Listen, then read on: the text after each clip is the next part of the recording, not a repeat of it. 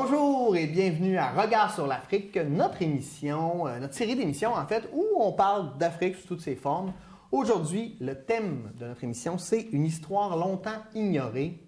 Un beau thème, on va voir où ça nous amène. Et avec moi, pour nous éclairer de toute sa sagesse, l'historien togolais, maintenant habitant de Dolbeau-Mistassini, Raphaël Badoé. Bonjour Raphaël. Bonjour, je préfère enseignant d'histoire et non historien, enseignant d'histoire. OK, enseignant d'histoire. Enseignant d'histoire. Eh bien, tu vas nous enseigner justement l'histoire aujourd'hui. Quand on parle d'Afrique, on a l'impression que c'est une histoire qui est méconnue. Puis on dit souvent, tu sais, dans les guerres, l'histoire est écrite par les vainqueurs. Les vainqueurs, oui. Mais est-ce qu'on a l'impression que pour l'Afrique, l'histoire ne serait pas écrite par les colonisateurs?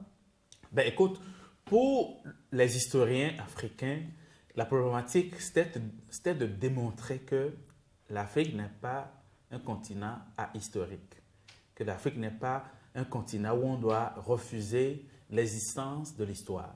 Ça a été un défi pour les historiens africains de démontrer que, écoutez, la définition même de l'histoire commence avec l'apparition de l'écriture.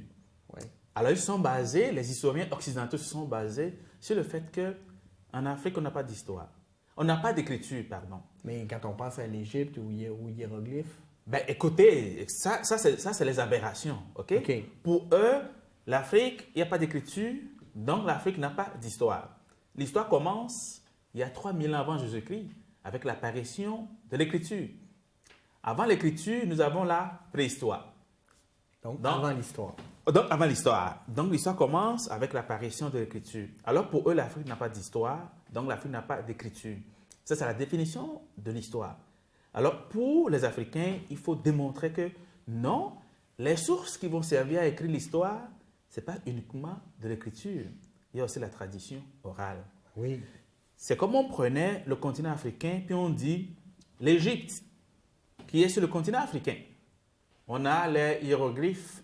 On sait très bien les traces que l'Égypte antique a laissées sur le continent. Alors on dit, écoute, on veut parler de l'Afrique, mais oubliez l'Égypte, vous n'êtes pas dedans. C'est comme si on prenait le continent américain, on dit, on veut parler des autochtones de l'Amérique. Mais on va exclure les Incas, les Aztèques, ils ont des pyramides. Ah oui. Ils sont aussi des autochtones. Mais on dit, non, on veut parler des autochtones, mais on va exclure les Incas et les Mayas. Pourquoi on fait ça? Ben, pour l'Afrique également, on veut parler de l'histoire africaine, mais on exclut l'Égypte en disant non, c'est des extraterrestres. Non, je fais des blagues. Ben, c'est une théorie qui... C'est une théorie qui a fait école longtemps. Même le philosophe Hegel, l'allemand Hegel, a dit que le continent africain n'est pas un continent à histoire parce qu'ils n'ont pas l'écriture. Ça, c'est la méconnaissance de la tradition orale, la méconnaissance de l'histoire africaine, dans le but de faire quoi? De justifier tout ce qui est colonisation, civilisé. C'est des gens qui ne sont pas christianisés. Alors, il faut envoyer les gens les christianiser. Alors, c'est des gens, si on ne veut pas les christianiser, ben, c'est Dieu ne va pas les recevoir. Et donc, il faut aller les christianiser. Ils n'ont même pas d'âme. OK? Ouais. Donc, c'est une façon d'expliquer que... C'est comme des non-personnes. C'est des non-personnes. Alors, on va les humaniser. On va les rendre plus humains. Donc, ils font une bonne chose au continent africain. Alors, parce qu'on n'a pas d'écriture, on refuse. Mais on oublie également, l'histoire de la Grèce antique a été connue comment? À travers l'Iliade et l'Odyssée. C'est de la tradition orale qu'on a recopiée. Donc, l'histoire de la Grèce qu'on connaît aujourd'hui, ce n'est pas quelque chose qui était écrit. Ben même la Bible, c'est tout ça. C'est de la tradition orale qu'on a écrite. Pour rédiger l'histoire de la Grèce antique qu'on connaît, là, on se base. Socrate, on se base sur l'oralité pour l'écrire, mais pour l'Afrique, on refuse. Alors ça, c'est le premier, ça faisait partie des théories évoquées. Ensuite, c'est pour justifier l'impérialisme. Justifier l'impérialisme, le XVIIe, XVIIIe siècle, on sait que la révolution industrielle a amené un développement fulgurant de l'économie européenne. Alors, la guerre en Amérique a comme fermé la porte oui, quelque part, ça a développé d'autres commerces avec l'Amérique, mais on a besoin de débouchés. On a besoin de matières premières. Alors, il faut aller chercher ces matières premières où l'Afrique, qui est potentiellement un continent avec les matières premières, donc il faut trouver des raisons pour aller coloniser ce continent. Alors, ça fait partie des raisons qui justifient pourquoi on refuse l'histoire à l'Afrique. Mais sauf que l'Afrique, elle a une histoire, là. Ben, Je veux dire, l'Européen ou le colonisateur qui arrive, il peut dire ça, mais dans la réalité, c'est qu'il y a eu une histoire africaine. Dans la réalité, et là, écoute, c'est tout récent. C'est dans les années 1960, à partir des travaux d'un Belge qui s'appelle Jan van Sina, qui a sorti un document intitulé « De la tradition orale », qui a essayé de codifier la tradition orale pour la rendre comme une source à partir de laquelle on peut écrire l'histoire de l'Afrique. Mais on sait très bien qu'en Afrique, là, on a des sources. Mais à partir des travaux de Jan van Sina, on s'est rendu compte que c'est vrai, on les méprise. Mais dans chaque société africaine, ce n'est pas tout le monde qui est capable de raconter l'histoire de l'Afrique.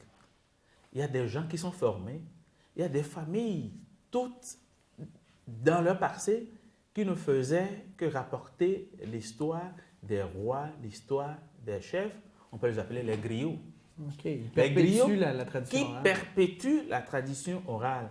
Alors, quand je prends le cas du Bénin, ils ont des noms, c'est les Kpaligans. Au Bénin, on les appelle les Kpaligans. Dans le Mandingue, c'est les Dieli. Même au Rwanda, le Rwanda qu'on connaît, on les appelle les Umviru. Donc, quand tu vas dans chaque communauté, il y a des gens, ou bien dans leur famille, tout ce qu'ils font, c'est perpétuer ces traditions. Ils possèdent cette connaissance-là et eux, leur devoir, c'est de la transmettre. Leur devoir, c'est de le transmettre de génération en génération. Alors là, finalement, les gens ont dit, oui, c'est vrai. Donc, on a des gens qui sont les gardiens de la tradition à partir desquels on peut recueillir les informations et écrire l'histoire. Mais autre chose, on a également des écrits. L'Occident avait refusé les écrits. Mais quand on fouille, qui sont ceux qui ont laissé ces écrits? C'est les Arabes. Parce que les Arabes ont développé des relations avec le continent africain. On avait des explorateurs arabes, on a des voyageurs arabes, dont le plus célèbre, Ibn Battuta, également, qui a parcouru le continent, l'est du continent, même l'ouest, mais qui a laissé des récits de voyage écrits en arabe. Okay. On a un autre nom, Al-Khaldoum également. C'est un Tunisien, un savant tunisien également, qui a laissé des écrits. Donc, on a plusieurs chercheurs, mais qui sont des Arabes, qui ont laissé des écrits qui parlent du continent africain, à partir desquels on peut facilement, si on le veut bien, recueillir, puis écrire une histoire à l'Afrique. Et le dernier élément qu'on peut sortir, les fouilles archéologiques. Ben oui. Donc, on a les fouilles archéologiques qu'on peut utiliser également. Partout, on se base là-dessus. Partout, les dessins rupestres. Alors, on peut sortir ces éléments, si on veut bien, pour écrire l'histoire du continent africain. Parce que toute l'histoire de la préhistoire, là, c'est un peu absurde de dire ça, mais on l'a créé ou on l'a retrouvé grâce à ce qu'on a retrouvé au sein des peintures, mais des archives, des bouts de poterie, etc. Toute la partie préhistorique du monde, c'est partout. Comment on a fait pour domestiquer les animaux, la culture du maïs, la culture des céréales, un peu partout, c'était pareil. Mais quand on veut diviser les temps de l'histoire, les grandes divisions de l'histoire, l'Antiquité, le Moyen-Âge, les temps modernes et l'époque contemporaine. Dans la partie, l'Antiquité pour nous, c'est comme pour les Africains, on enlève ça. Ouais. Mais l'Antiquité correspond à quelle période pour l'Afrique? C'est l'Égypte antique. Oui. Non, on ne peut pas l'enlever en disant que l'Égypte ne fait pas partie. Puis l'Égypte, c'est une dynastie qui était tellement longue. Ben là, c'est parce qu'on veut faire l'histoire de l'Afrique en disant que non, c'est l'Europe qui a débordé vers cette partie du continent, que c'est le même continent, l'Afrique. Alors quand on fait les grandes divisions de l'histoire, l'Antiquité, c'est toujours l'histoire de l'Égypte qui est commune à tout le monde. Oui. Et beaucoup soutiennent que c'est à partir de la chute de l'Égypte que les gens ont circulé tout au long du Nil pour aller au sud du Nil. Certains ont transité par le Tchad, le lac Tchad, pour aller vers le Nigeria et aller vers toute la côte ouest africaine. Donc, il y a des théories toutes faites, mais là, on refuse de reconnaître que ce continent-là, c'est un continent qui a un passé. C'est refuser le continent qui a un passé. C'est refuser également le fait que ce continent a subi plusieurs siècles d'esclavage, parce qu'il faut pouvoir le justifier. Comment justifier la traite des Noirs à l'époque? C'est injustifiable. Donc, on s'est arrangé pour, je ne dirais pas camoufler, mais pour enlever cette partie de l'histoire de ce continent. C'est l'histoire du continent de l'Afrique. Même la traite négrière, comment on est arrivé à pratiquer l'esclavage. Il faut l'expliquer pour que les gens voient que quelque part, il y a eu un besoin de main-d'œuvre avec la découverte de l'Amérique. Puis, les autochtones d'Amérique n'étaient pas capables de tenir le rythme de travail imposé. Alors, il a fallu trouver d'autres personnes capables d'assumer ce travail. Ouais. Les plantations de coton, de canne à sucre, il a fallu trouver des gens pour pouvoir travailler. Alors, il faut trouver la main-d'œuvre, une main-d'œuvre bon marché. Alors, ils sont allés le chercher. Oui, on dira que c'est des pratiques qui se faisaient déjà en Afrique. Oui, dans le monde arabe et l'Afrique, il y avait déjà des échanges.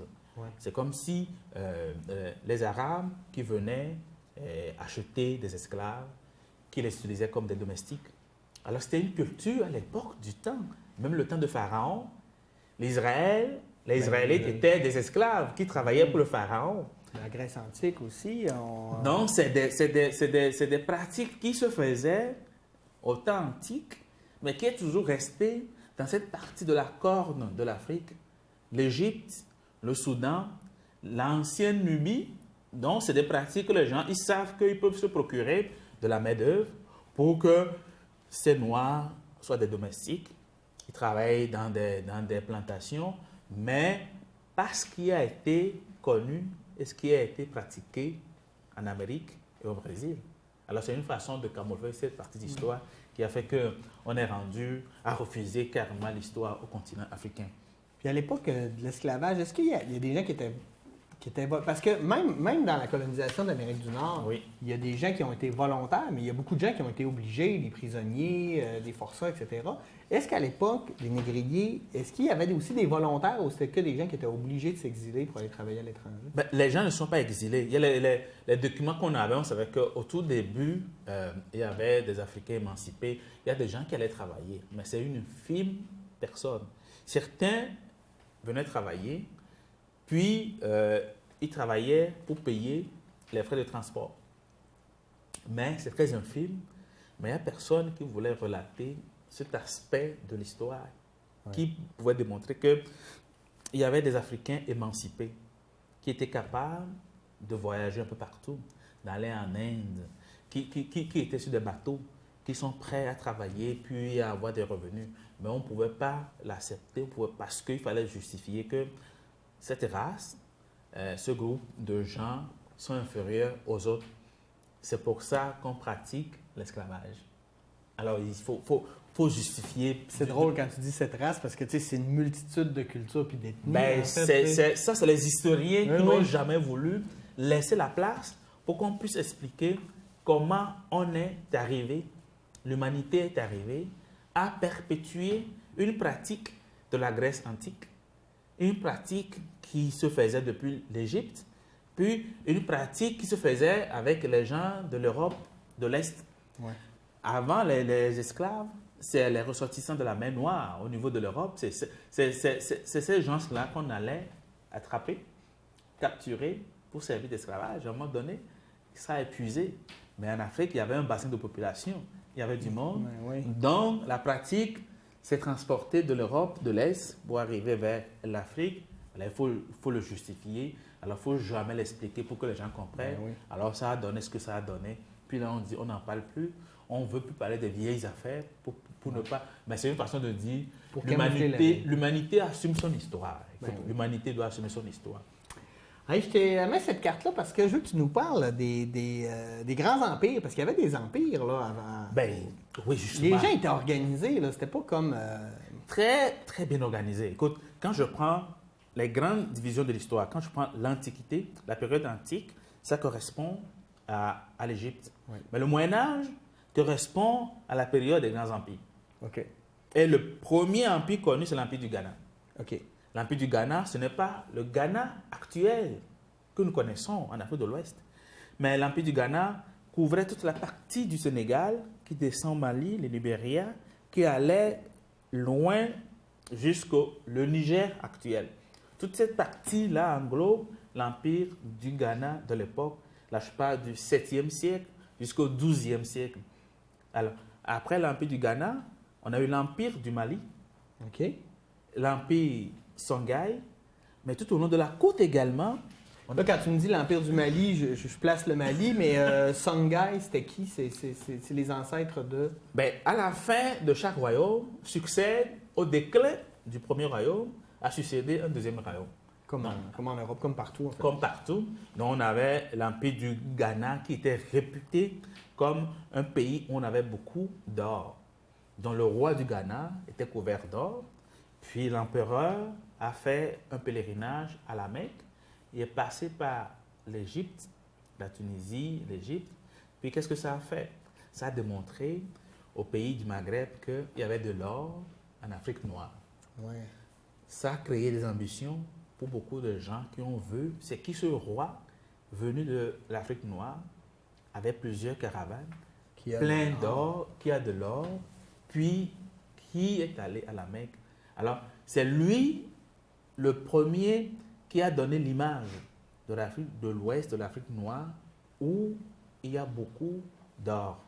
On sait également très bien que la Méditerranée à l'époque était une zone de convoitise. Les bateaux qui allaient chercher. Encore aujourd'hui. L'accès aux mers chaudes, même pour les Slaves, c'est encore hyper important. Bon, donc avant, tout le monde allait en Asie pour les épices. Ouais. Les épices venaient de l'Inde, de la Chine, la soie, la route de la soie un peu partout. Dans la Méditerranée était comme, écoute, c'est la route qu'il faut surveiller, les puissances. Mais maintenant, avec l'or de l'Afrique noire, on n'a pas le choix.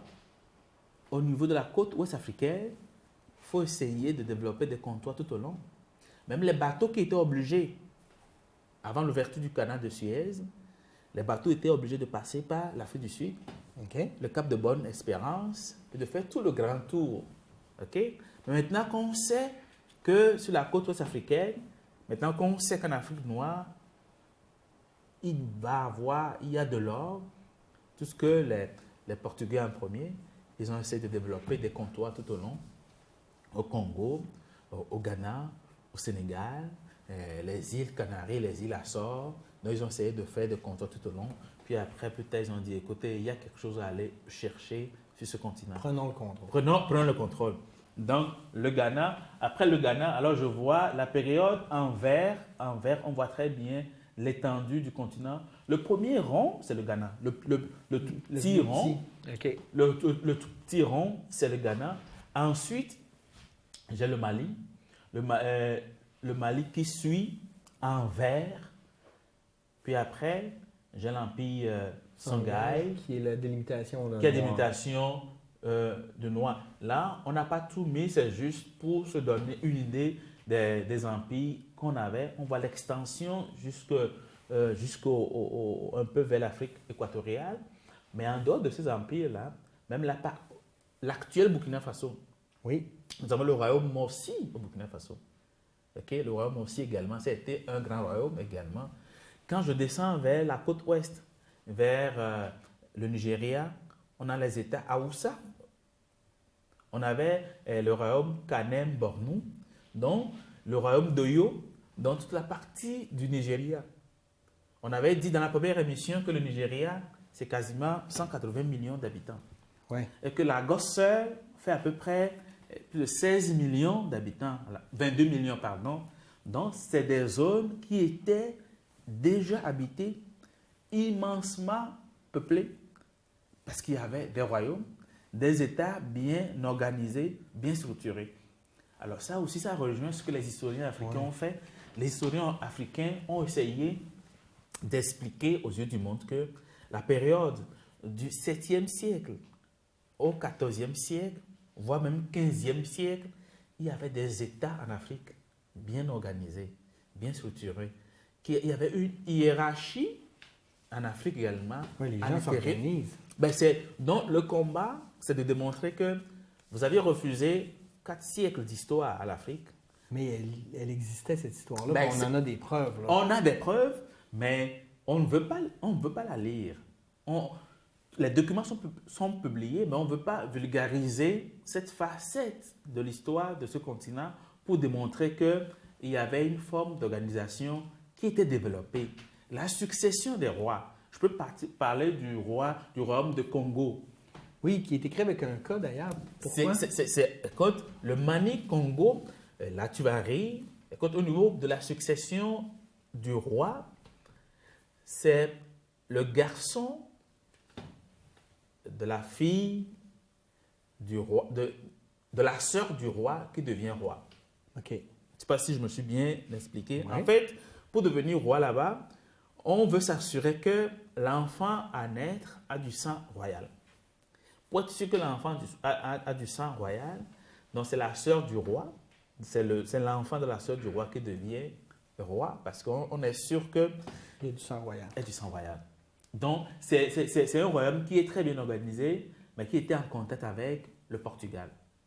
Le Portugal développait une relation d'affaires avec le royaume du Congo. OK. Même les rois du Congo ont été convertis également au christianisme. Parce qu'au Portugal, à l'époque, on avait le roi Jean, l'empereur Jean, qui pensait toujours, il se basait sur la Bible, que les descendants de Cham, c'est pas si, les enfants de Noé. OK. Il y a un des enfants de Noé qui a vu Noé tout nu, de la malédiction, c'est pour ça qu'il est devenu noir.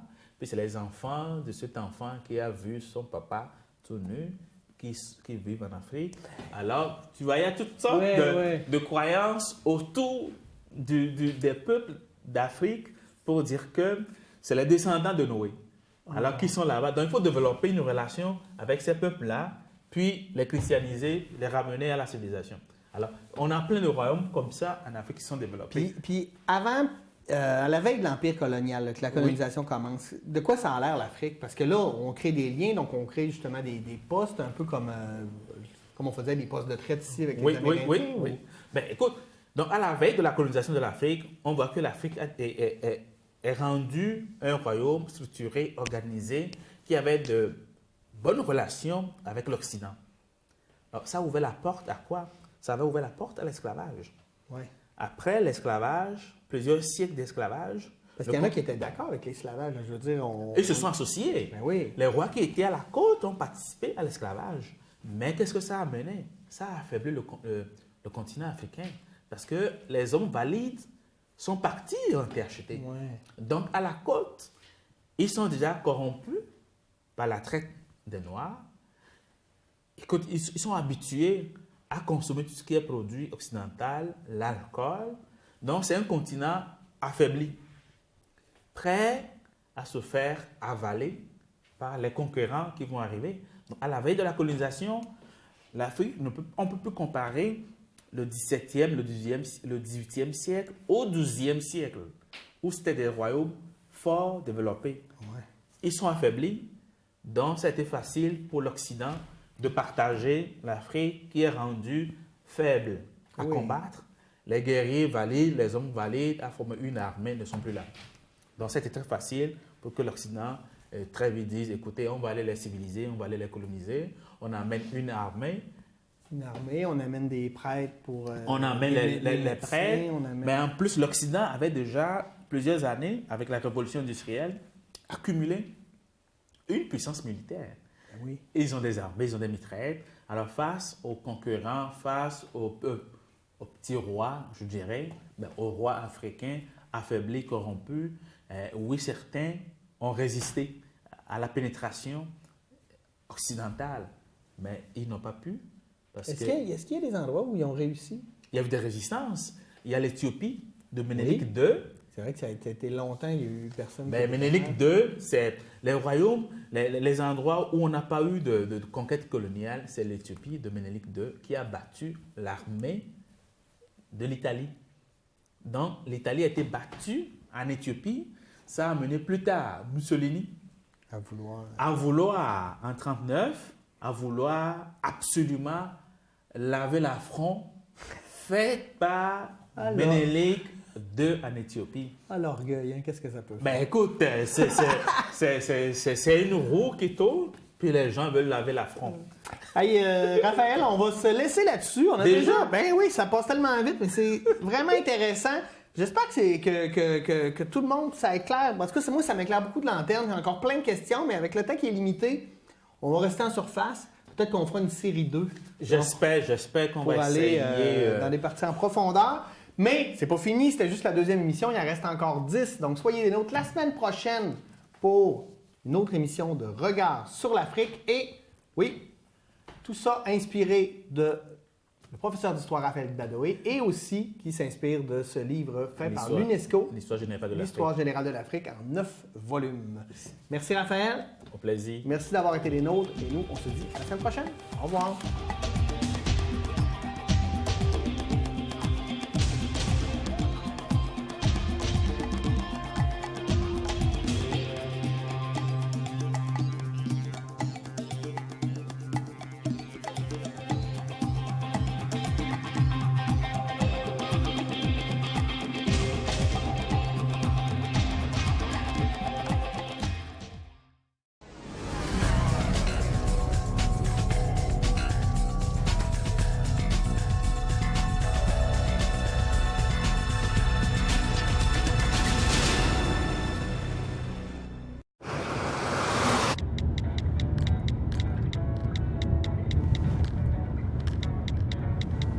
Je sais que je devrais pas faire ça, mais je peux pas m'empêcher de texter. Je sais que mes parents vont être tristes, mais je peux pas m'empêcher de mourir. Non. S'il vous plaît, empêchez-vous de texter. Chaque jour il traîne autour avec son nuage gris. On dit qu'il veut toujours se faire des amis. Il a toutes sortes de trucs, souvent même il sent bon. Ou bien il se déguise en fruits ou en bonbons. Il suffit d'une seule fois, d'une seule permission pour qu'il répande en toi des traces de poison. Si tu le croises un jour, même si c'est juste une fois, rappelle-toi que Boucan, il magane les organes.